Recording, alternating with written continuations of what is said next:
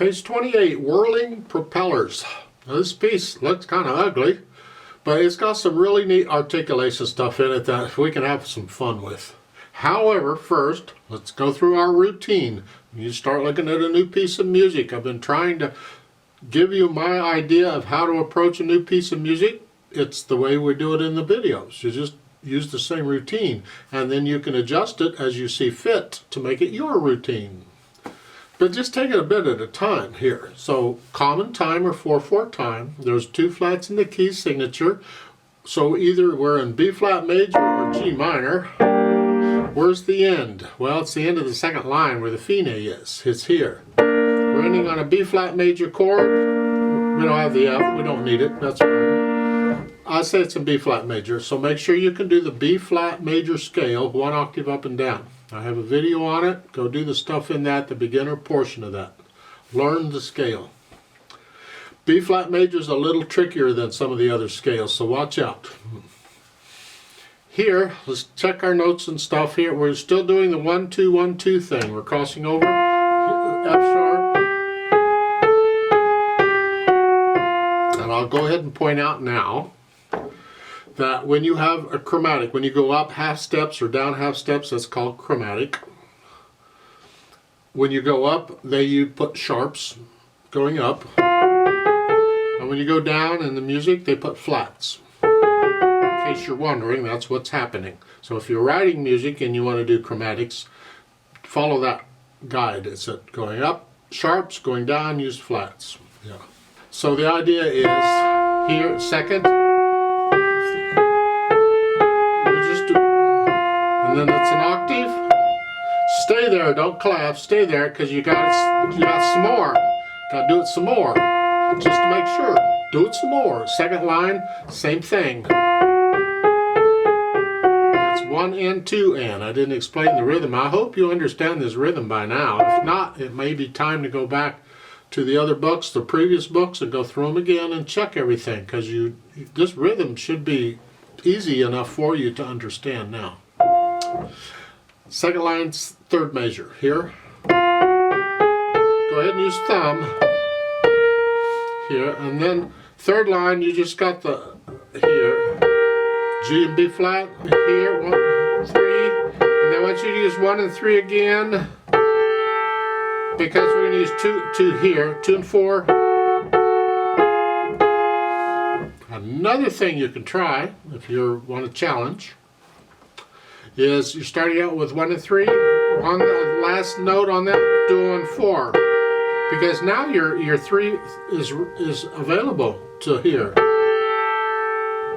Because there I do that too. I mean, that's a little more advanced, but again, try this out, because if you get used to it now, it helps you later. So it's 1 3 and then 1 4, and then here. Same thing, 3rd measure. Last note, make it a 1 4. So it's a 1 3 2.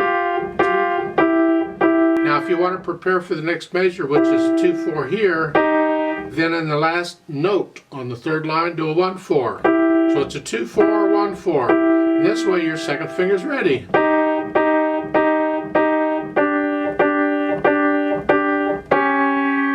5 there, then a 1 4. That's a D F sharp, and this mess at the end, that is an E flat F natural. So you're going from here to here. Connect those. It gets back to what I was saying on fingering. Sometimes we finger things away now that prepares us for what's coming. That's these suggestions I made to you. It's just preparing for the next thing. Left hand, we're starting with an E flat way up here. And you're up here. Just for that. Why don't you play the F, you can come down. And here, go back up to the E flat. Oh goody. That's about all you're doing. Let's go down the 3rd line. It's a D. Now we get to do this in the left hand. D, E flat, it's in the key signature, and then an E natural, E flat. They have to put in the flat sign on that last E because the natural would go for the rest of the measure. Otherwise, see, it would be an E natural. So it's an E flat here, and then reach down to the octave, and now just one note less is thumb. You do the same thing on the thumb. Reach down to the octave, but stay there, don't scrunch up. Stay there because you got to come back up here. And then B flats. They don't need a flat sign here. It's a flat anyway, but it doesn't hurt putting it in, just to be safe. And you're doing that, and now thumb.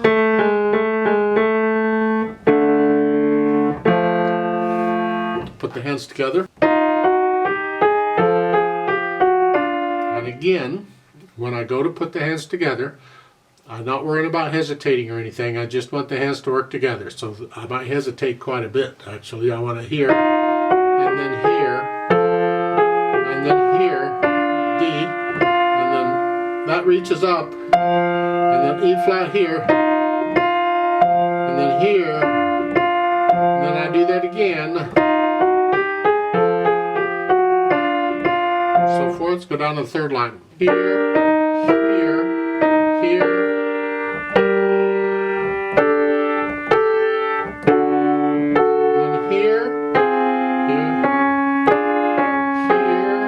Here, here,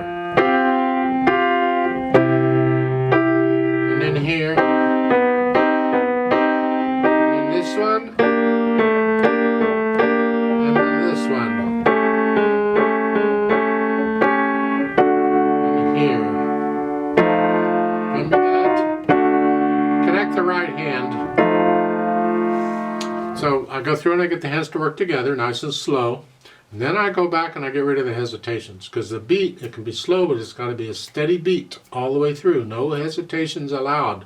Get rid of them. Don't let them keep happening. It becomes part of your playing if you do. Then we can add this articulation. You got all kinds of stuff going on. You're going to connect here, and it's staccato. So, and then an accent. Accent that half note, staccato, and again, staccato, and then the third line down is staccato, wrist staccato here,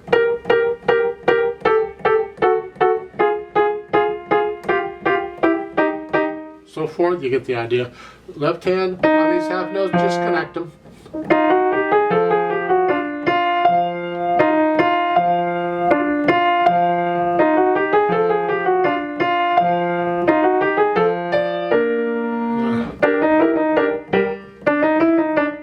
Staccato, and there's an accent on the first one.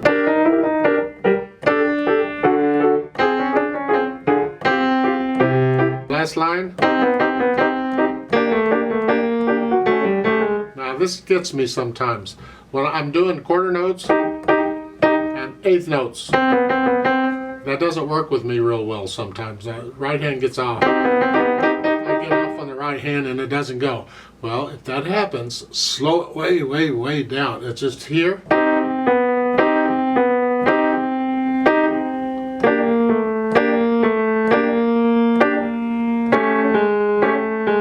And just go over that a few times and you gradually speed it up, then you eventually get it.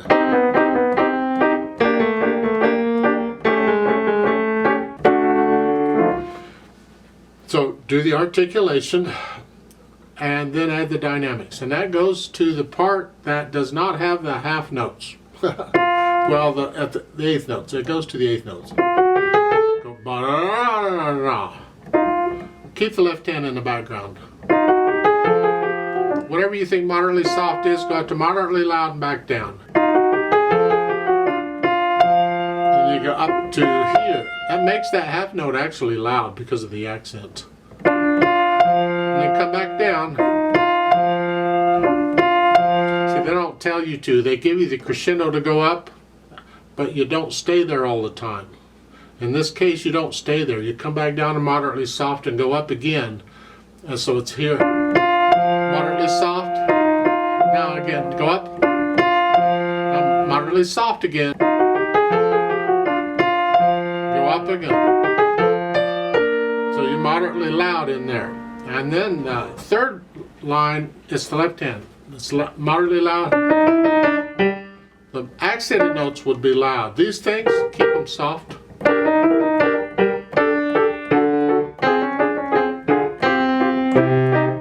And then at the last two measures, you have a diminuendo there. You get softer.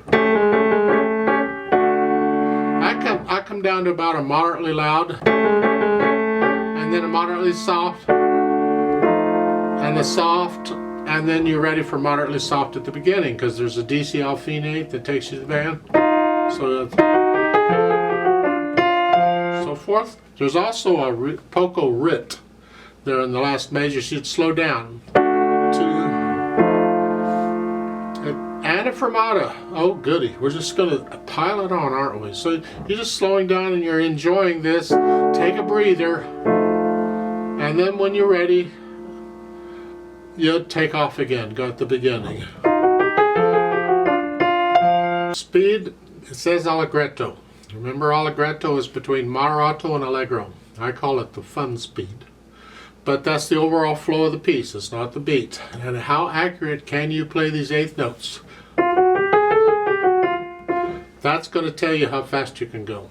Keep it accurate there. So it'll get faster over time as you get better with piano, but just keep it accurate, because that's really important.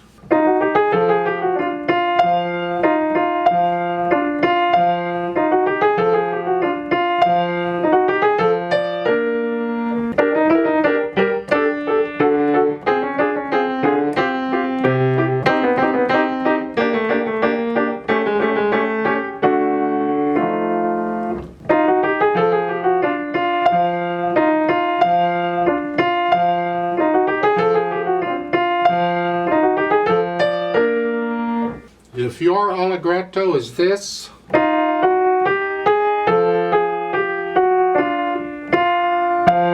close enough. That's good enough. It has to be accurate. You can speed it up later. Now they show a little bit of pedal at the end.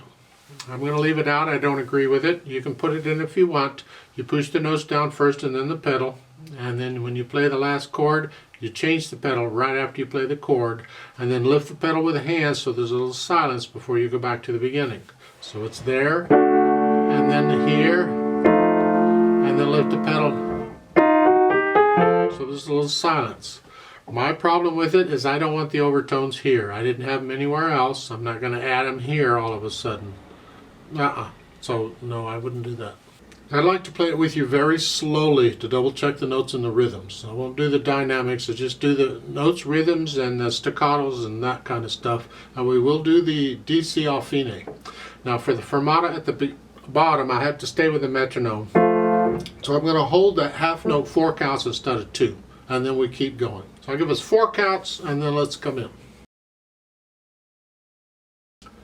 1, 2, ready, and go, and. 3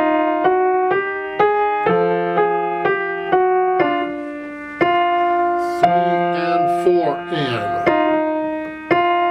3 and 4, and. 3 and 4, and.